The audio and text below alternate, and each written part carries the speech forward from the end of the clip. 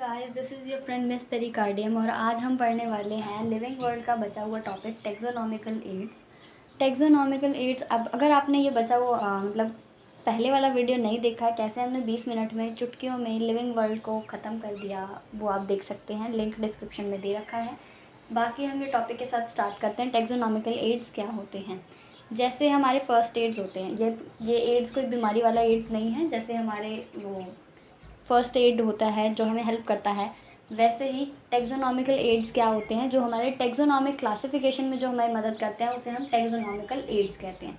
Taxonomy क्या होता है? जब हम एनिमल्स को, स्पीशी को, किसी भी ऑर्गेनिज्म को एक कन्वीनियंट कैटेगरी में क्लासीफाई करते हैं तो उसे हम टेक्सोनॉमी कहते हैं। ठीक है, अब देखते हैं। Collection of actual specimen of plant and animal species is essential and prime source of taxonomic studies.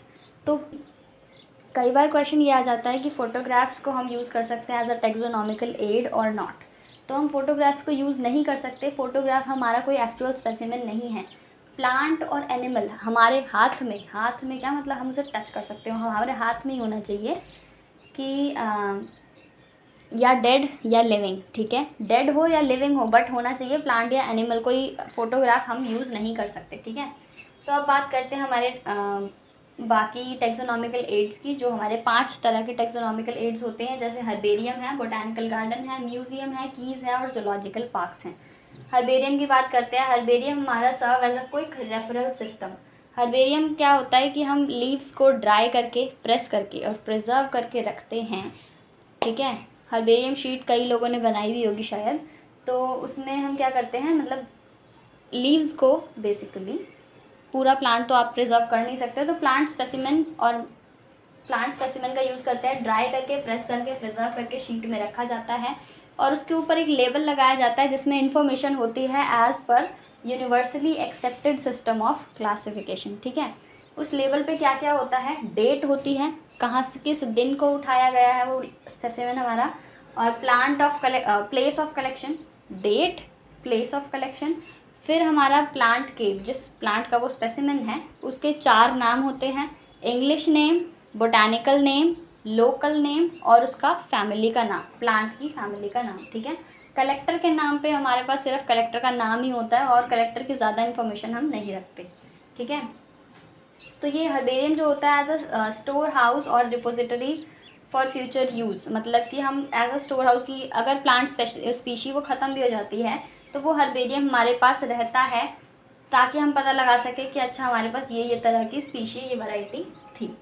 ठीक, तो क्विक रेफरल सिस्टम हम क्यों बोलते हैं? Serve as a quick referral system कि ये एक बुक की तरह ही हो जाएगा आपके पास, अगर आप प्रिजर्व करके रखेंगे तो उसको हम कहीं पे भी ले जा सकते हैं। मोबाइल है, ये कहीं भी ले जा सकते हैं, आप इजीली यूज़ कर सकते हो। जैसे कि बोटानिकल गार्डन या जूलॉजिकल पार्क है, आपको अगर किसी स्पेसिमेन को चेक करना है कि ये स्पीशी हमारे पास है या नहीं है, हमें इसके बारे में कुछ पता है कि नहीं, तो आपको वहाँ खुद जाना पड़ेगा। आप उसको, या तो आप खुद जाएंगे, आपके पास तो ये बोटानिकल गार्डन चल के आएगा नहीं, तो इसीलिए हम कहते हैं कि herbarium serve as a quick referral system. ठीक है, तो ये पॉइंट आपको क्लियर होना चाहिए, पूछ लेगा वो कि which taxonomical aid act as a quick referral system, तो आंसर होगा हर्बेरियम। ठीक है, आगे बढ़ते हैं हम बोटानिकल गार्डन की तरफ। बोटानिकल गार्डन में क्या होता है? Collection of living plant.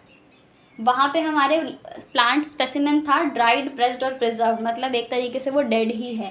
यहाँ पे बोटानिकल गार्डन में क्या होता है? लिविंग प्लांट स्पेसिमेन का हम यूज़ करते हैं। और किस लिए यूज़ करते हैं? आइडेंटिफिकेशन पर्पसेस के लिए। आप कई गार्डन में Lajpat, I don't know where, कहीं पे, मतलब दिल्ली में भी एक बोटानिकल गार्डन है, वहाँ पे भी मतलब आप जाते हैं तो आप देख सकते हैं कि अलग अलग तरह की जो स्पीशी आपने कहीं नहीं देखी होगी, जो प्लांट आपको कहीं नहीं मिलेगा, वो बोटानिकल गार्डन में देखने को मिल जाता है। तो आइडेंटिफिकेशन पर्पसेस में ये हेल्प करता है। लिविंग प्लांट का हम यूज़ करते हैं, और यहाँ पे जो पेड़ पौधे या जो भी होता है उसके ऊपर एक लेबल लगा होता है जिसपे किसकी इन्फॉर्मेशन होती है? बोटानिकल गार्डन्स की, बोटानिकल नेम्स की। बोटानिकल नेम होता है, बोटानिकल नेम को हम साइंटिफिक नेम भी कह देते हैं, तो प्लांट का बोटानिकल नेम, साइंटिफिक नेम वहाँ पे लिखा होता है, और फैमिली का नाम भी लिखा होता है, प्लांट की फैमिली, आपकी नहीं। ठीक है, तो और एग्जाम्पल क्या दे रखे हैं हमें? एनसीईआरटी में जो एग्जाम्पल दे रखे हैं वही सबसे ज़्यादा इंपॉर्टेंट है, चाहे आपको कोई और याद रहे या ना रहे। ठीक है, Q England, Q botanical garden कहाँ है? इंग्लैंड में है। इंडियन बोटानिकल गार्डन हावड़ा और इंडिया। ठीक है, हावड़ा हमारा इंडिया में ही है, तो ये आप याद रखना कि इंडियन बोटानिकल गार्डन कहाँ है, Howrah India. National botanical research institute NBRI Lucknow, NBRI Lucknow, national botanical research institute. ये नाम आपको याद रखना बहुत ज़रूरी है, वो आपसे पूछ लेगा कि नेशनल बोटानिकल रिसर्च इंस्टीट्यूट कहाँ पे है, तो आपको ये पता होना चाहिए कि ये लखनऊ में सिचुएटेड है, क्यों हमारा इंग्लैंड में है, तो ये आपको नाम पता होनी चाहिए, ठीक है।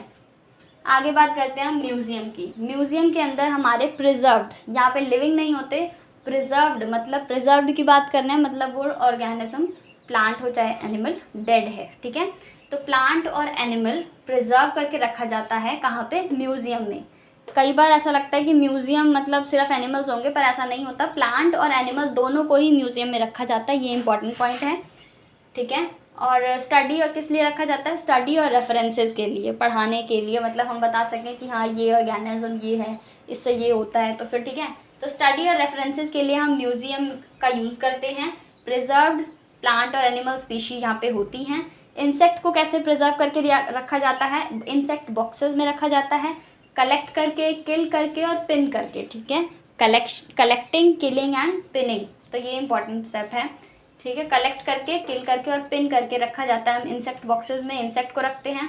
कुछ छोटे एनिमल्स जो हैं उनको हम सॉल्यूशंस में भी रखते हैं, प्रिजर्वेटिव सॉल्यूशंस में। बड़े एनिमल्स जैसे कि बर्ड्स और मैमल्स जो हैं उनको हम स्टफ़ करके रखते हैं, ठीक है। उन मतलब रुई या कॉटन वगैरह कुछ भी मतलब भर देते हैं, तो उनकी स्टफिंग करके उन बड़े एनिमल्स को स्टफ़ करके रखा जाता है म्यूज़ियम के अंदर। और कई और बड़े एनिमल्स हैं जिनका हमारा मतलब स्टफिंग नहीं कर सकते, तो हम जैसे डायनासोर वगैरह हैं, तो उनका हम स्केलेटन जो हमारे पास होगा वही तो रखेंगे ना, तो स्केलेटन को प्रिजर्व करके भी रखा जाता है। अब हम बात करते हैं कीज़ की। कीज़ एक हमारा ऐसा टेक्सोनॉमिकल एड है which is based on the statements, ठीक है। स्टेटमेंट पे बेस्ड ये होता है, प्लांट और एनिमल दोनों के आइडेंटिफिकेशन के लिए यूज़ किया जाता है, ठीक है। सिमिलैरिटीज़ और डिससिमिलैरिटीज़ इसके अंदर हम चेक करते हैं कि 2 स्टेटमेंट होती हैं हमारे पास, ठीक है, जिसे हम कहते हैं, एक कॉन्ट्रास्टिंग होती है, हम कहेंगे कि क्या कह सकते हैं, जैसे कि हमने कहा कि ये हमारा रामू है, इसके ऊपर बाल हैं, इसके सिर पे बाल हैं या नहीं हैं, या तो ये सच होगा कि इसके सिर पे बाल हैं, और या तो ये झूठ होगा कि इसके सिर पे बाल नहीं हैं। तो जो सच होता है वो हम पकड़ लेते हैं कि हाँ भाई ये बात तो मैच कर रही है, पर ये वाली बात मैच नहीं कर रही, तो इसे कहते हैं, इस 2 सच और झूठ की स्टेटमेंट को कहते हैं, पेयर को कहते हैं कपलेट, और उनकी जो एक स्टेटमेंट होती है उसे हम कहते हैं लीड, ठीक है। अब एक टेक्सोनॉमिक कैटेगरी का क्या मतलब है, चाहे वो स्पीशी हो, चाहे वो जीनस हो, या फिर और कोई species, kingdom, phylum, class, order, family, genus, species में से कुछ भी हो, ठीक है। मतलब एक टेक्सा के लिए एक की होती है सेपरेट, ठीक है। एक स्टेटमेंट को हमने बोला एक्सेप्ट करते हैं, एक को रिजेक्ट करते हैं, ये हमें समझ आ गया। और ये जो एनालिसिस हम कर रहे हैं, अपने दिमाग में सोच रहे हैं, विचार रहे हैं, इसी की वजह से हम कीज़ को कहते हैं कि they are analytical in nature, ठीक है। तो इस तरीके से हमारा कीज़ वाला टॉपिक भी ख़त्म होता है। और अब हम बात करते हैं जूलॉजिकल पार्क्स की। जूलॉजिकल पार्क्स को हम जू भी कहते हैं। इसमें हम क्या करते हैं, हम वाइल्ड एनिमल्स को हम प्रोटेक्ट करके प्रोटेक्टेड एनवायरनमेंट में रखते हैं, मतलब जहाँ पे भी वो रह रहे थे वहाँ से उन्हें लेके आते हैं, क्योंकि ये एंडेंजर्ड स्पीशी होती हैं जो मतलब एक्सटिंक्ट होने वाली होती है, तो उसे हम अंडर ह्यूमन केयर रखते हैं एंड प्रोटेक्टेड एनवायरनमेंट में रखते हैं। क्या क्यों रखते हैं, to learn the food habits and the behaviour, उनके फूड हैबिट्स और उनका बिहेवियर जानने के लिए हम उनको जूलॉजिकल पार्क में रखते हैं, ह्यूमन केयर में रखते हैं, और उन्हें ऐसी मतलब बिल्कुल एज सच कंडीशन प्रोवाइड करते हैं जो उनके नेचुरल हैबिटेट में होती है, बिल्कुल सिमिलर कंडीशन प्रोवाइड करने की कोशिश करते हैं। Now let's talk about some other means of recording description and facilitating the correct identification, ठीक है। So first is the flora and the fauna. Particular area में जब हम एक पर्टिकुलर एरिया के सभी प्लांट्स का जब हम स्टडी करते हैं, उनके डिस्ट्रीब्यूशन का, उनका डिस्क्रिप्शन स्टडी करते हैं, तो उसे हम फ्लोरा कहते हैं। और वैसे ही अगर हम एनिमल्स की स्टडी करते हैं एक पर्टिकुलर एरिया के, तो उसे हम फौना कहते हैं। वैसे ही जब हम एक पर्टिकुलर एरिया में पाए जाने वाले सभी एनिमल्स, सभी प्लांट स्पीशी की क्या करते हैं, लिस्टिंग, उनके नेम्स की लिस्टिंग करते हैं, तो उसे हम मैनुअल्स कहते हैं।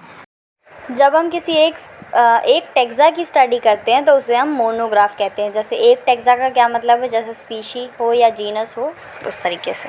Now the last, catalogues. Catalogues में हम नंबर्स और कोड असाइन करते हैं स्पीशीज़ के नेम्स वगैरह को। उसके साथ अब नाम के साथ साथ हमारे पास थोड़ा एक्स्ट्रा डिस्क्रिप्शन आ जाता है हैबिटेट वगैरह के बारे में भी, ठीक है। तो कैटलॉग्स में क्या होता है, नंबर और कोड दिया जाता है और उसके नेम के साथ साथ डिस्क्रिप्शन भी होता है, ठीक है।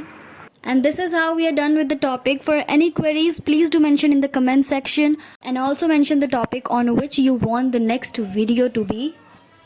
If you like the video, hit the like button, subscribe to my channel, press the bell icon. Coming up with the next video soon. Stay tuned.